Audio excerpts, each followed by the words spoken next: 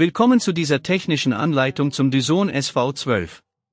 Wir sind Kelatos Informatiker, Spezialisten für technische Reparaturen.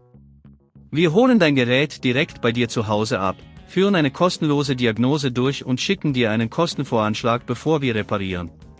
Keine Anrufe, keine Fahrten. Wir befinden uns in der Calle Joaquin Maria Lopez 26, Madrid. Bequem, transparent und professionell. Link in der Beschreibung. Dein Dyson SV12 macht komische Geräusche. Das kann verschiedene Ursachen haben, oft sind es verschmutzte Filter oder ein defekter Motor. Wenn du dieses Problem nicht zeitnah angehst, kann es zu größeren Schäden kommen, die die Leistung des Gerätes beeinträchtigen und letztlich teurere Reparaturen nach sich ziehen. Um dieses Problem zu beheben, benötigst du einen Kreuzschlitzschraubendreher, eine Pinzette, ein weiches Tuch zur Reinigung und möglicherweise einen Ersatzmotor, je nachdem, was das Problem verursacht. Zuerst musst du sicherstellen, dass das Gerät vom Stromnetz getrennt ist. Öffne dann das Gehäuse des Dyson SV12 vorsichtig mit dem Kreuzschlitzschraubendreher.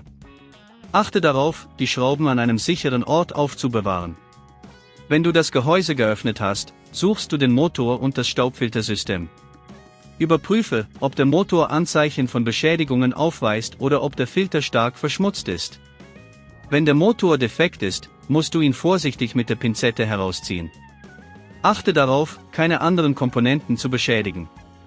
Wenn du den Motor herausgenommen hast, setze den neuen Motor ein und stelle sicher, dass er richtig sitzt. Schließe alle Kabel sicher an und achte darauf, dass du die Schrauben mit der richtigen Kraft anziehst, um ein Überdrehen zu vermeiden. Wenn dir das an dieser Stelle zu kompliziert wird, denk daran, dass wir bei Kelatos dein Gerät zu Hause abholen und es dir repariert zurückschicken.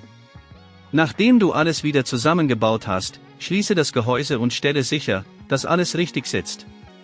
Überprüfe das Gerät auf Funktionalität, indem du es testweise einschaltest. Wenn alles gut funktioniert, solltest du keine komischen Geräusche mehr hören. Um sicherzustellen, dass dieses Problem nicht erneut auftritt, reinige die Filter regelmäßig und achte darauf, dass keine Haare oder Schmutz in den Motor gelangen. Wenn du das Gerät nicht überlastest und es gut pflegst, kannst du die Lebensdauer deines Dyson SV12 erheblich verlängern. Wenn du kein Risiko eingehen willst, bei Kelatos holen wir dein Gerät ab, reparieren es und liefern es dir nach Hause, in der ganzen Schweiz. Link in der Beschreibung.